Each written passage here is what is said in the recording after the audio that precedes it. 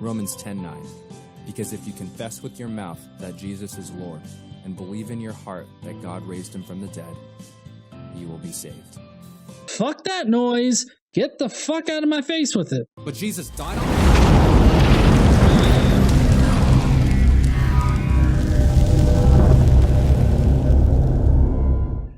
What's up, heathens? How you guys doing? Hope you're doing all right. I'm doing pretty good. KC, tonight we are dismantling Christianity with one simple fact. Bet you can't guess what that fact is. Nobody can, because it kind of comes out of left field. What? They pulling the shit out their ass. Like I said, tonight we are going to be taking down Christianity with one simple fact, and we're going to do it right now. And yes, I know this is another one of those drawing boards. For God's sakes, it's going to be horrible art. But, you know, I think that we can pull through this. Apparently, he's going to be defending Christianity from this one fact that is known to destroy Christianity with the blink of a fart. So Christianity is a pretty big religion, and a lot of people tend to believe in God and the Bible. Yeah, I mean, Christianity is one of the bigger religions out there. Thank you, Captain Obvious. But have you ever thought of disproving Christianity? Oh no, we have never thought about disproving Christianity here on this page. People who believe the Bible is false and they give their reasons why. But if you wanted to take a shortcut in destroying the Christian faith, the first thing you'd have to do is prove that Jesus Christ's resurrection was false. What? That's all they gotta do? Nobody's ever risen from the dead. Boom! I mean, you're arguing for one particular thing happening in history for which we have no evidence for. All of the prior probabilities points to it not happening. There's actually good evidence to suggest that Jesus didn't even exist. So if the linchpin in Christianity is whether or not Jesus Christ raised from the dead or was risen from the dead or however you want to put it, then no, Christianity is defeated. It's already been defeated. There's no way Jesus rose from the dead. The resurrection of Jesus was the central truth of Christianity, and even Paul, a New Testament writer for many books of the Bible, says in 1 Corinthians 15:17, "And if Christ has not been raised, your faith is futile, and you are still in your sins." The word that's true, but it's also coming from a source that doesn't actually think that Jesus existed on earth. I mean, any vision that he's had of him has been Jesus after he supposedly died. So Paul, I mean, he's not a very good witness to say Jesus did raise from the dead. But I get that right here what he's saying is that Christianity is sort of dependent upon Jesus raising from the dead or being raised. I don't know how do you say that? Being raised from the dead? Zombified? Zombified. Jesus has to be zombified. futile here means worthless and unprofitable. Ooh, as Borg, we all know that resistance is futile. Meaning, if anyone disproved the resurrection, it would result in disproving the faith of all Christians. Their faith would be worthless. Oh no! You see the look on that guy's face? Like, no, don't take away my faith. All I've got is my faith. But is it possible to disprove the resurrection? Christians actually claim that Jesus died and that he rose again from the dead. If I tell you my Uncle Tim died and raised from the dead, wouldn't you want some kind of evidence? It's like, nope, it was just me and a few bros us. We saw him. I mean, he just died. He came back from the dead next day. I mean, what more proof do you need? Let's check out some alternative theories to see if they can stand the test and prove Christianity to be false and worthless. I'm going to take a stab in the dark here. All of these theories are going to be shit theories that nobody seriously presents, and he's going to pick the worst of the theories out there for Jesus supposedly raising from the dead, but then he's going to follow it up at the very end with some very serious theories that he can just toss aside very easily because he's already built up this straw man case of arguments against Jesus' resurrection. I feel like that's how it's going to go. So maybe someone stole the body then. That would make sense. Jesus didn't really come back from the dead. Someone took the body. So did the Romans steal the body? First off, the Romans would have no reason to steal Christ's body. Their main motive was to keep the Jews at bay and in control. They sought to keep peace in Palestine. Jesus' missing body caused all sorts of commotions that could have easily been avoided if the Romans just uncovered the body they stole. So how about the Jewish religious leaders? They could have stole it. Well, These leaders would have no motive in stealing the body, since that would only stir up the Christian movement. They killed Jesus to shut him up, so why would they steal his body? Jesus' disciples were preaching saying Jesus is risen. If the religious leaders had the body, they could have said, we have his body, he didn't really rise again, and be quiet. If that happened... Okay, so the Romans, I agree, it doesn't make sense that they would steal the body, because then they're just playing into the exact thing that the Jews said that Jesus was going to do. There's no point in that. And then the Jewish elders or leaders, that doesn't make sense at all either. It doesn't have explanatory power. So I do agree with this guy that these are shit theories, but they were shit theories to begin with. Nobody, there's no foundation for this in history at all. These are easy theories to debunk. Oh, also, the Bible most definitely does cast doubt on the whole Jesus resurrection thing. So much so that, Casey, did you know this? People forged a letter in Paul's name in order to supply a real-world account of Jesus. It was, it plainly says it right there in 2 Peter. In 2 Peter, it says, "For we did not follow cleverly devised stories when we told you about the coming of our Lord Jesus Christ in power, but we were eyewitnesses of his majesty." That's what it says. So when 2 Peter was written around the 1st, 2nd century, you already had people that were saying, nope, these are cleverly devised myths. One that supports the Mythicist theory, because there were Mythicists running around claiming that they were just cleverly devised myths. But also, it shows that people were doubting that Jesus raised from the dead from the very beginning, because nobody's going to buy that bullshit story. It's also very funny that they had to forge an account of Jesus in the name of Paul in order to produce evidence for Jesus Christ. You would think that if you had truth on your side, you would have actual fucking evidence. Christianity would have stopped then and there. But you also have Jesus' disciples and followers. It was them. They stole the body. But this doesn't make sense either. History tells us that all of Jesus' disciples except Judas Iscariot and John died for their faith. It was believed John died of old age, and Judas, well, he was hanging around. So if Jesus' body really was stolen by his disciples, then why would these other 10 men die horrible deaths for their faith? People die all the time for shit that's not true. I mean, that's actually not an argument against like doubting Jesus being raised from the dead.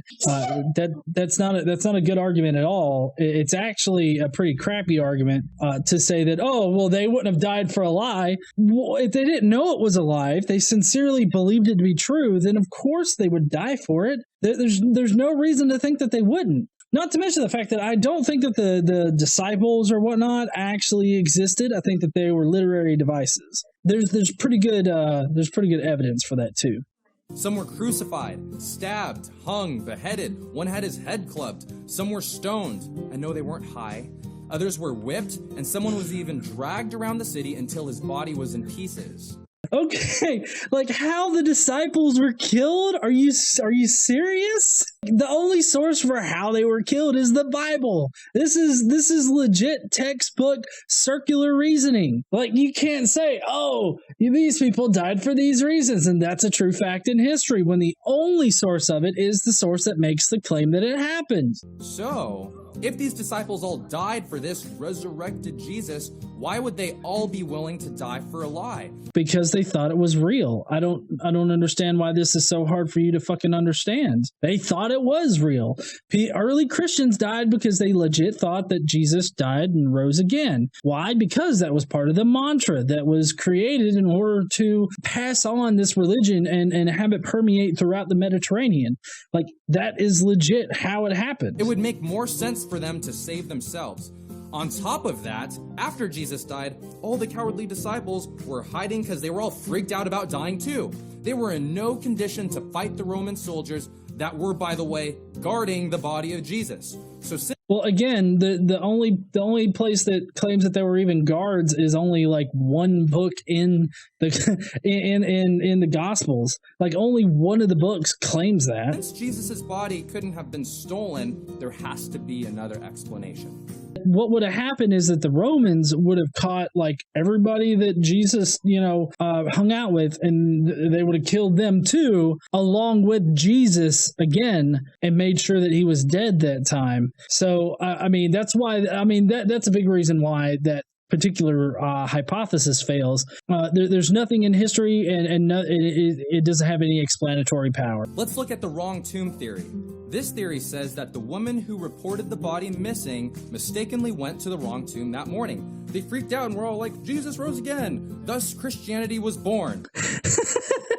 So basically, one of the hypothesis really, one of the hypotheses is a woman went to the wrong tomb. It's like, oh, I went 2 tombs down way too far. My bad. This wouldn't make much sense because the Roman guards protecting Jesus' body would have produced the body of Jesus before Christianity became a big deal. How about the hallucination theory? Those crazy Christians were all hallucinating, those religious nuts. This theory claims that the appearances of Jesus after the resurrection were either illusions or hallucinations. But this theory is contrary to psychological principles governing the occurrence of hallucinations. Actually, it's not. Group hallucinations is definitely a thing. It's very much a thing. There's several instances throughout time that showcase group hallucinations. Just going from the most recent on back, you have that sun miracle in Portugal, the dancing sun. It was supposed to be Mary. There was a dancing sun miracle in Portugal. I thought that it was Mexico, but people corrected me because I'm a dipshit. It was in Portugal, and this whole group of people saw the sun dance in the sky like it was fucking on the twerk module. There's that one. Even if you go from there to like UFO sightings, you have mass hallucinations from that kind of crowd. But if you go back into antiquity, you have Constantine, who Eusebius said he and his whole army saw a vision in the clouds, and God revealed to him the symbol, the Catholic symbol now. It's kind of like a P with a cross, like an X thing. I can't remember what it's called right now, but he saw that, and his whole army saw that. So Eusebius said that it was his whole army, but a more contemporary source that recounts this particular thing said that it was a personal dream by Constantine, which that actually goes into why Eusebius probably doctored Josephus in order to be a reference for Jesus, but we can get into that later. What the fuck is up with the body? No, that's not a leper. That's just I guess it's supposed to be kind of like a wavy, vaporous form of a ghost or something like that. It's supposed to represent Jesus as being a ghost or a hallucination. Well, it kind of looks like a cum stain on a wall, if you got to be honest. Yeah, this is called the argument from authority fallacy. Casey, ring that bell. Thank you, David. It is the argument from authority fallacy. So yeah, there are several instances. If you just look at the history of mass hallucinations and everything like that, clearly this guy is wrong in that mass hallucinations can't happen. But even then, that's if Jesus even existed. But I think mass hallucination is a better way to explain it. But Paul is the only one that says that he appeared to the 500. Like, that's what Paul says. And for Paul, appearing to the 500 is like, he appeared in a spiritual form. He was a ghost or a hallucination, the exact same way that Jesus presented himself to Paul in the first place. So it would have been a hallucination. But also, the prior probability kind of lends credence to the whole idea that it started off as a personal hallucination that eventually grew into a mass hallucination. Not like it was an actual mass hallucination, but as the story grew, it became a mass hallucination or a mass vision or whatnot. According to 1 Corinthians 15:6, Jesus appeared to over 500 people at one time. It's not credible. Again, the only source is Paul. Nobody else ever mentions 500 people seeing Jesus. Ghosty Jesus. Not real human Jesus, but ghosty Jesus. To think that 500 people all saw the same hallucination and then some were willing to die for it. And if they were hallucinating, then Jesus' body would have still been there, and then those possessing it would have produced it. Well, but I mean, all of this hinges on his body actually having been around. Yeah, mummy Jesus. So if Jesus was there and his body was there and it was entombed and everything like that, I mean, it's not exactly like they had Jesus in a cart ready to carry it around for people to look at, you know? I mean, that just wasn't a thing. Well, maybe it's the swoon theory. The swoon theory states that Jesus never died. He merely fainted from exhaustion and loss of blood. Everyone thought he was dead, but later he resuscitated, and the disciples thought it to be a resurrection. Okay, this would be a more plausible theory than resurrection. But I mean, the swoon theory is way more plausible than Jesus actually resurrecting from the dead. The swoon theory doesn't hold up, or hypothesis doesn't hold up in actual history with what facts we have, but neither does the resurrection of Jesus. But in Mark 15:44, it states that a centurion checked to see if Jesus was dead. A centurion was a Roman soldier who was in charge. Why does the centurion look like he's like an Elvis impersonator with that fucking hair? It's got a swoosh thing, and I think that he's about to go, oh, I killed him, you see? I know he is. I don't know why. I think this guy has a fetish for Elvis. Of 100 other soldiers. He was a leader in the great and all-powerful Roman Empire who was trained to kill and subdue all who opposed Rome. Crucifixion was capital punishment, and if the soldier was wrong in determining if Jesus was dead, the soldier would have severe consequences. Mistakes weren't allowed.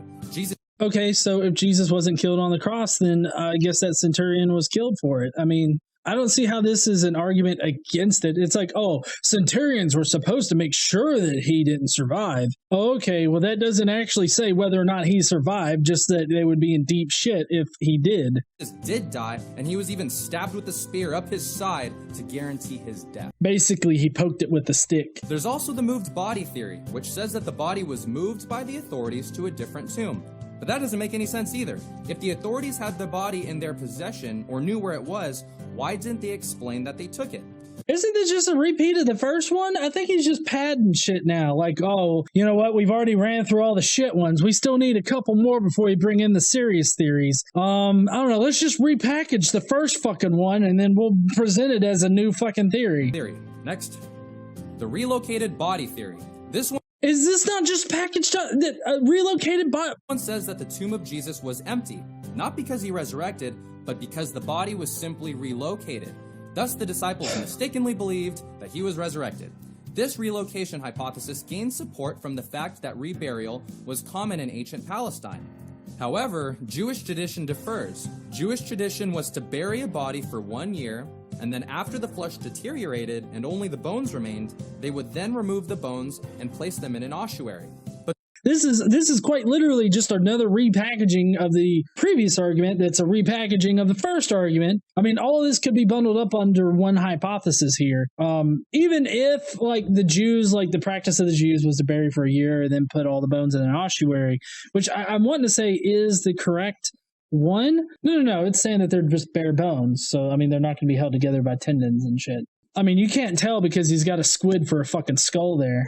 Oh, yeah, Zoidberg. Yeah, it does kind of look like the skeleton of Zoidberg, if Zoidberg had a skeleton. But even if this were the case and that were to have happened, we would possibly have his bones still intact somewhere, but which we don't.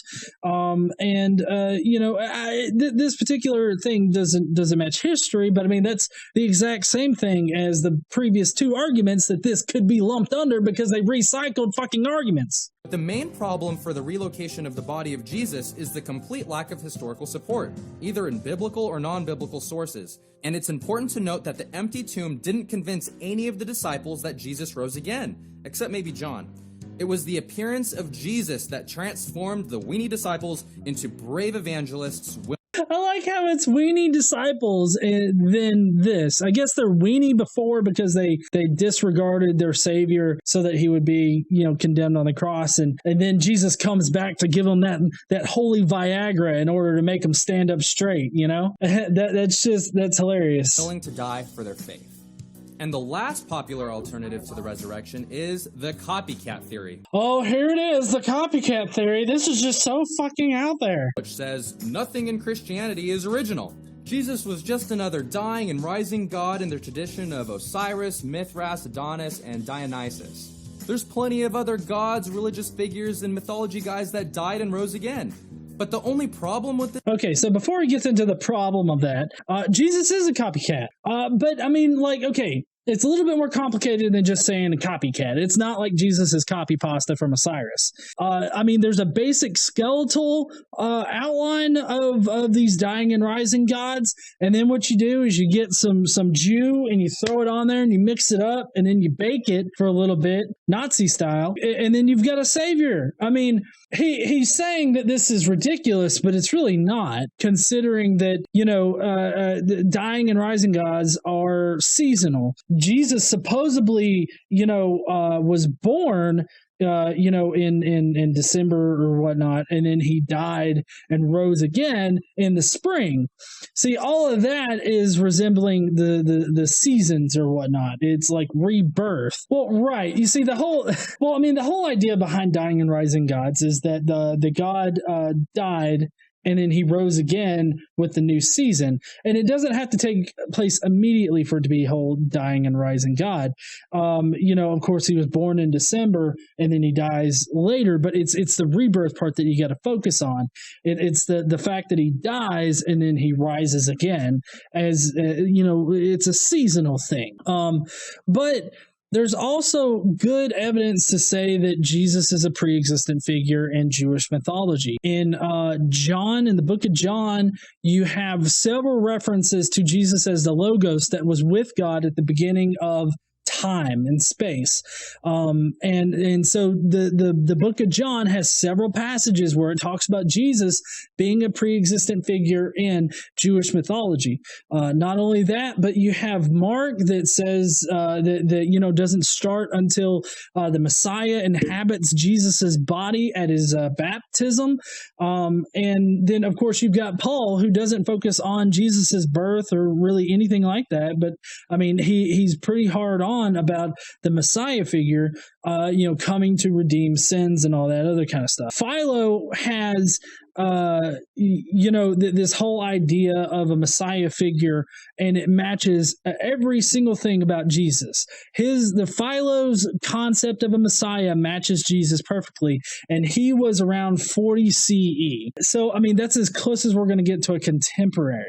Now, in the Septuagint, you have Zechariah 6:11 through 12. This is legit what it says in the Septuagint, which is a Greek translation of what the Old Testament is based on. And it says, "And thou shalt take silver and gold and make crowns, and thou shalt put them upon the head of Jesus, the son of Josedek, the high priest. And thou shalt say to him, Thus saith the Lord Almighty, Behold the man whose name is the branch, and he shall spring up from his stem and build the house of the Lord." In the Old Testament, it mentions Jesus in the Septuagint, which is a non-Christian text. The Old Testament is Christian text. Septuagint is more Jewish, and it mentions the name Jesus. So I don't understand how people can totally just disregard that, you know, out of the evidence. But fuck it if this guy doesn't. This view is that Jesus of Nazareth actually ate, slept, performed miracles, died, and returned to life.